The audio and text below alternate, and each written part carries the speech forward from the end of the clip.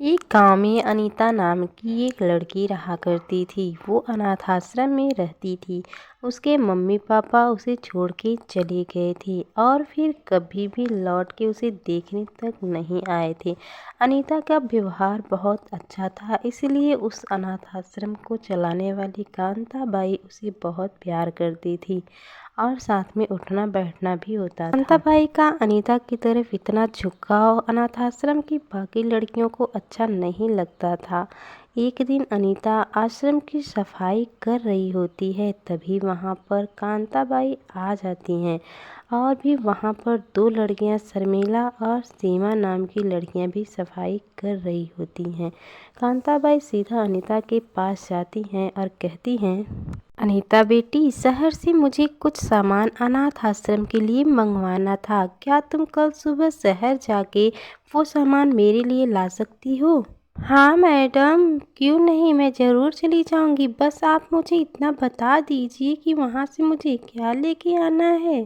ठीक है अनीता, मैं तुम्हें पैसे और लिस्ट दे देती हूँ, लेकिन ध्यान रखना पैसे ढेर सारे होंगे तो तुम उसका अच्छे से ध्यान रखना। इस पूरे अनाथ आश्रम में मैं सिर्फ तुम्हारे ऊपर ही भरोसा करती हूँ, इसलिए इस काम के लिए मैंने तुम्हें चुना और शाम तक जल्दी आ जाना। कांता देवी की बात सुनकर सीमा और शर्मिला तिलमिला गए और तुरंत मैडम के पास जाके बोली, मैडम, आपको अनीता को अकेले भेजने की क्या ज़रूरत है? हम दोनों को दे दीजिए पैसे। इतना ढेर सारा पैसा है, कहीं गुम हो गया तो आप हमें दीजिए, हम दोनों आपका सामान पूरा लाके दे देंगे।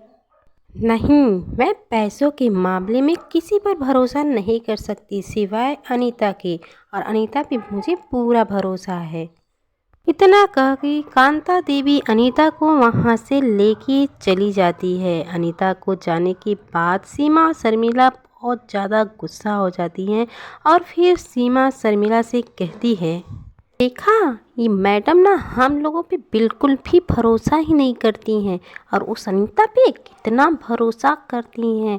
इसका तो कुछ ना कुछ करना पड़ेगा, नहीं तो ये अनीता की बच्ची हम लोगों को ही नीचा दिखाएगी। कुछ ना कुछ करके मैडम की नज़र में अनीता को गिराना ही पड़ेगा। हाँ तो सही कह रही है, हमें कुछ ना कुछ करके इसको फंसाना ही पड़ेगा। ये कहा कि वो दोनों भी वहाँ से चली गई और ऐसे ही कुछ दिन बीतने लगा। एक दिन कांताबाई अपने रूम में पैसे रख रही थी, पर्स में रख के, और तभी वहाँ पे शर्मिला ये सब देख लेती है और तुरंत वो भागी भागी अपनी सहेली सीमा के पास आती है और कहती है, मुझे ना अनीता को फंसाने का रास्ता मिल गया है। मैडम अपने पर्स में पैसे रख रही थी, चल के हम लोग पूरा पैसे निकाल लेंगे। जब मैडम खोजेंगी पैसे तो नहीं मिलेगा और अनीता का नाम आएगा, क्योंकि इस पूरे अनाथ आश्रम में सिर्फ अनीता ही है जो मैडम के कमरे में जाती है। इतना कह के शर्मिला और सीमा तुरंत मैडम के कमरे में पहुंच जाती हैं और मैडम के पर्स से पूरे पैसे निकाल के फटाफट वहां से भाग जाती हैं।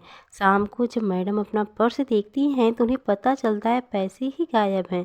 फिर अनाथ आश्रम की सारी लड़कियों को बुला के उनसे पूछताछ करने लगती हैं और फिर शर्मिला आगे आके कहती है, मैडम सिर्फ और सिर्फ अनीता ही है जो आपके कमरे में आती जाती है। एक बार आपको उसके कमरे की तलाशी जरूर लेनी चाहिए। शर्मिला की बात मान करके मैडम अनीता के कमरे में चली जाती हैं और वहां जाने के बाद अनीता के कमरे की अच्छी सी तलाशी लेती हैं। तलाशी लेने के बाद उनका पैसा एक जगह छिपा हुआ मिल जाता है। फिर मैडम सोचती हैं ये पैसा अनीता ही चुराई है और फिर अनीता के पास जाके कहती हैं, अनीता तुम पे मैंने इतना भरोसा किया और तुमने मेरा भरोसा ऐसे तोड़ दिया। तुम्हें पैसे चाहिए थे तो मुझसे मांग लेती, मैं तुम्हें दे देती। अब तुम यहाँ से निकल जाओ। मैडम मैंने कुछ नहीं किया, मुझे इस विषय में कुछ भी नहीं पता है, आप मुझे गलत समझ रही हो। मुझे कुछ भी नहीं सुनना, जितना जल्दी हो सके मेरी नज़रों से दूर हो जाओ।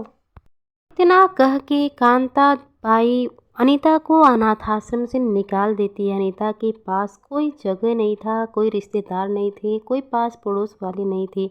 वो रोते रोते एक तालाब के पास आती है और वहाँ बैठ के रोने लगती है। और उसी तालाब में एक जलपरी बहुत दिन से रहा करती थी। उस जलपरी का शरीर पूरा सोने का था और वो सुनहरे रंग की दिखती थी। अनीता के रोने की आवाज़ जब उस जलपरी ने सुना तो वो तुरंत बाहर आई और आके अनीता से बोली, क्या हुआ, तुम ऐसे बैठ के यहाँ रो क्यों रही हो? सब कुछ ठीक तो है ना? लेकिन आप कौन हो? आप तो इंसान नहीं लग रही हो और आप यहाँ आई कैसे? अगर आपको कोई दिक्कत हो तो मैं यहाँ से चली जा रही हूँ। नहीं नहीं, तुम यहाँ से कहीं मत जाओ। मैं एक जलपरी हूँ और मैं तुम्हारी रोने की आवाज़ सुनी तो बाहर आ गई।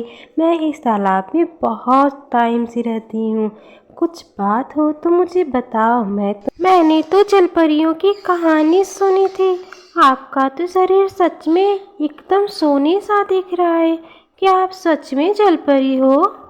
हाँ, तुमने सही पहचाना। मैं एकदम सोने जैसी ही दिखती हूँ। मेरा शरीर सोने का ही है।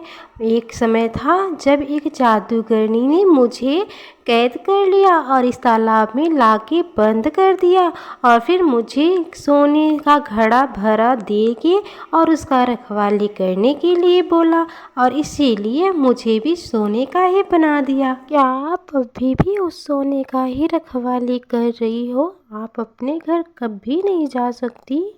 हाँ, अब मैं अपने घर कभी नहीं जा सकती। मुझे ज़िंदगी भर इस तालाब में रह के उस सोने का रखवाली करना है और मैं जाना भी नहीं चाहती। यहाँ पर लोगों की मुझे मदद करने का मौका मिलता है। क्या तुम्हें मेरी कोई मदद चाहिए? ये सुनकर के अनीता अपनी पूरी बात जलपरी को बता देती है। फिर जलपरी अनीता की बात समझ जाती है और फिर कहती है, तुम बिल्कुल भी चिंता मत करो। तुम्हें कोई फंसाया है और मैं तुम्हारी पूरी मदद करूंगी और मैं तुम्हें एक चीज़ देती हूँ। इतना कह के जलपरी पानी के अंदर चली जाती है और फिर वहाँ से वो एक सोने की बॉल लेके आती है और अनीता को देते हुए कहती है, ये लो अनीता, ये एक जादुई सोने का बॉल है और इसमें तुम बीता हुआ कल देख सकती हो। इसको ले करके तुम अपने अनाथ आश्रम जाओ और अपनी मैडम को दिखाना। देखना, तुम्हारी मैडम ज़रूर सब समझ जाएंगी। आपका तहे दिल से शुक्रिया, आपने हमारी बहुत मदद की है। तुम बहुत अच्छी लड़की हो और नेक भी हो। तुम इस बॉल को दिखा के वापस फिर आना। मैं तुम्हें ढेर सारा पैसा दूंगी जिससे तुम और भी अनाथ लड़कियों का मदद कर सको। अनीता बॉल लेके वहाँ से सीधा अपने अनाथ आश्रम की तरफ निकल देती है। आश्रम में पहुँचते ही वो अपने मैडम के पास जाके बोलती है, मैडम, मुझे आपसे कुछ बात करनी है। आपको कुछ दिखाना है। क्या आप मुझे थोड़ा सा समय दे सकती हो? नहीं, तुम जैसे चोरों से मुझे बात नहीं करना है। जितना जल्दी हो सके मेरे नज़रों से दूर हो जाओ।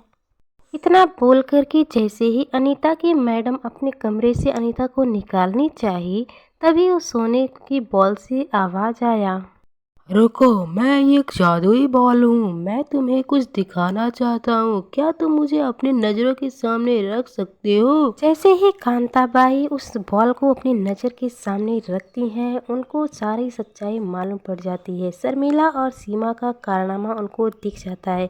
ये देख के कांताबाई शर्म से लाल हो जाती हैं और फिर अनीता से कहती हैं, अनीता बेटी, मुझे माफ़ कर देना। मैंने तुम्हारे साथ बहुत गलत किया। अभी रुको, मैं उन दोनों को मज़ा चखाती हूँ।